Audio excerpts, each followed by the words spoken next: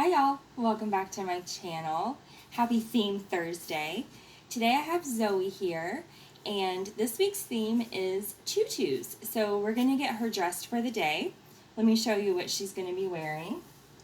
I have this little mint green tutu which has satin binding, and I had this custom made as an outfit on Etsy. And it has this little onesie which has a glitter print and it says "Live in la vida, aloha." She also has this little headband with a mermaid tail, an iridescent mermaid tail. And I have another headband as well. I'm not sure which one I'm going to use. I also have this one. This is just like a cat and jack headband that has some butterflies on it. So I actually had this made for Zoe when I was still waiting on her to arrive. So it's been over a year now that I've had Zoe with me, and I've had that little outfit since before she even got here. A lot of you may know that my family is actually originally from Maui, and normally every year in July my family goes back to Maui for the Reborn festival. My grandfather, his ashes are actually in the mission there on Maui, and so every year we go and remember him and visit him and things like that. And we were unable to travel this year because of the virus, obviously. So I thought this was fitting. Zoe will get to wear her little Hawaiian outfit, even though she's not in Hawaii. Just gonna undo the poppers on her diaper. These diapers from Bumpkins have so many snaps, way more than probably you normally would need, but they are a really good fit on Zoe. I have this is a Bum Genius. It's an Econo Bum cover, and it's trimmed in the color Mirror, which is the same turquoise as Zoe's outfit. So I'm gonna put her in this one.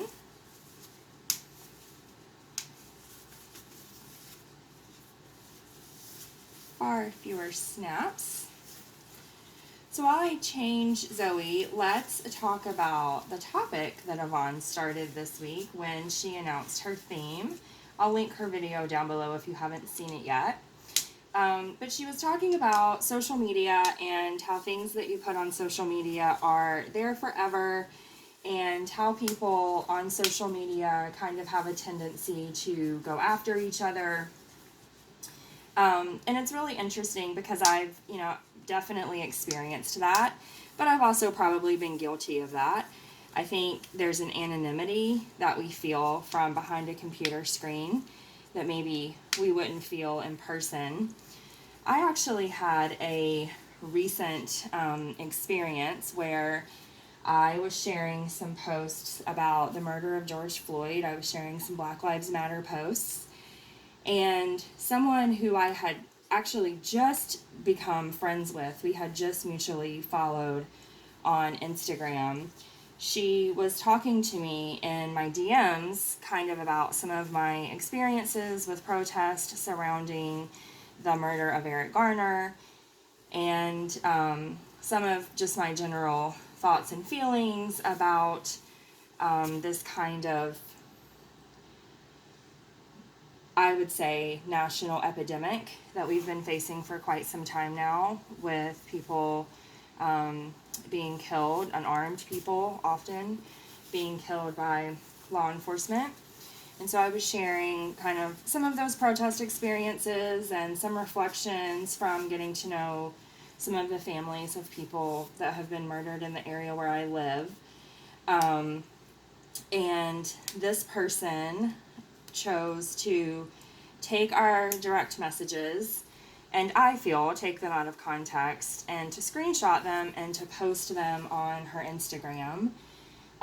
She redacted out my caption from my post on Instagram and sort of added her own post and said, oh, this is how this person feels about such and such.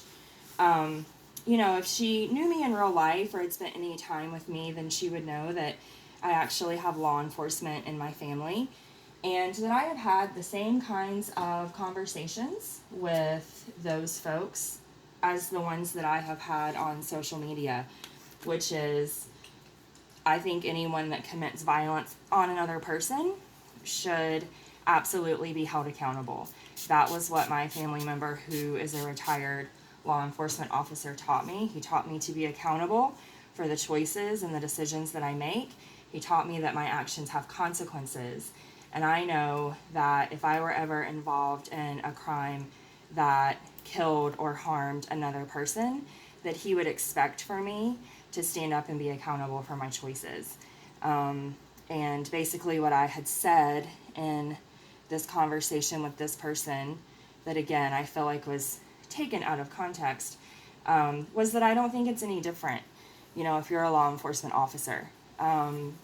You, in my opinion, they are not above the law. They are the keepers of the law, and therefore they are accountable to the law. So I certainly kind of had my own situation recently where I experienced what Yvonne was talking about, that, the things that you say on social media, they're there forever. And not everyone who wants to have a conversation with you, or not everyone who follows you, knows and understands your heart, or even is interested in knowing and understanding your heart. I think sometimes people are just determined to be troublemakers. And I think that's what happened here. And, unfortunately, like I said, that's not the first time that I've had an experience like that. So yeah, I thought it was a really interesting topic that came up because it was a very recent experience that I had.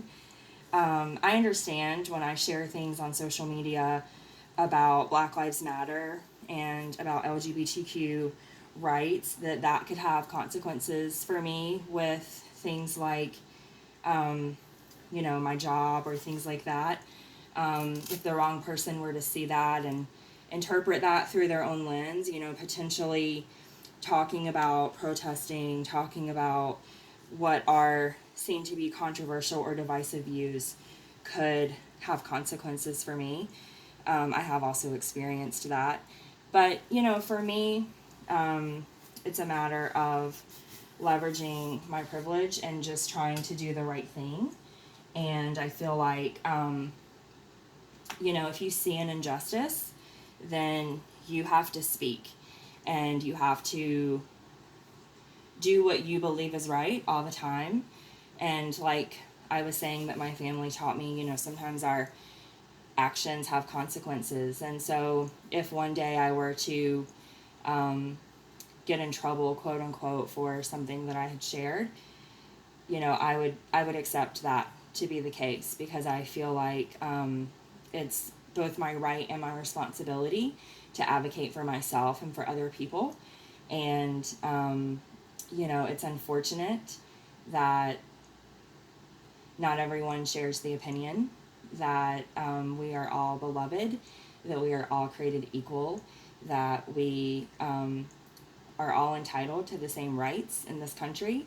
It's a shame, I think, that that's still something that we're debating, that in 2020 we're still having conversations and debates about what lives, about which lives matter.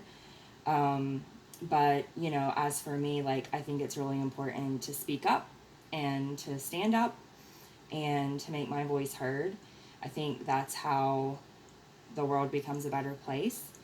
I think America has a strong history of protest, and I'm not ashamed of the protests that I take part in, and I'm not going to be silent. And I think it's unfortunate that, someone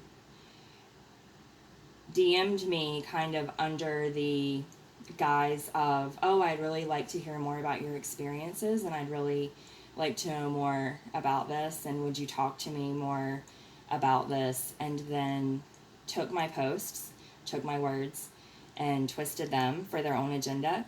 I think that's unfortunate, but I also think that, unfortunately, that's par for the course. That's just how social media is. Like I said before, I think we say things on social media that say things about people, bully people, talk a lot of smack about people that we probably wouldn't do that in real life. It's a lot easier behind the anonymity of a keyboard than it is to look someone in the face and say something hurtful about them. So anyway, I think I have ranted on quite long enough, but I thought it was an interesting topic, and I'm not sure what sparked it for Yvonne for having you on, but I know why I identified with the topic myself. So I just wanted to share that. And I also just wanted to share Zoe in her cute little tutu outfit. So let me see if I can kind of turn her this way. So here she is in her little onesie. And you may have seen, actually, she has these little sparkle jellies. Let's see if I can pick her up. She has little sparkle jellies, which I actually love. I really wanted these. And I looked, and then I just happened to finally find some in her size. And then she has this little wubbanub, which I recently got for her. It's a purple hippo. You probably know that Zoe's color has always been purple, and I thought that was just so sweet. So there you go. There's our sweet little Zoe girl. Thanks for watching, and thanks for entertaining the rant. Have a good day.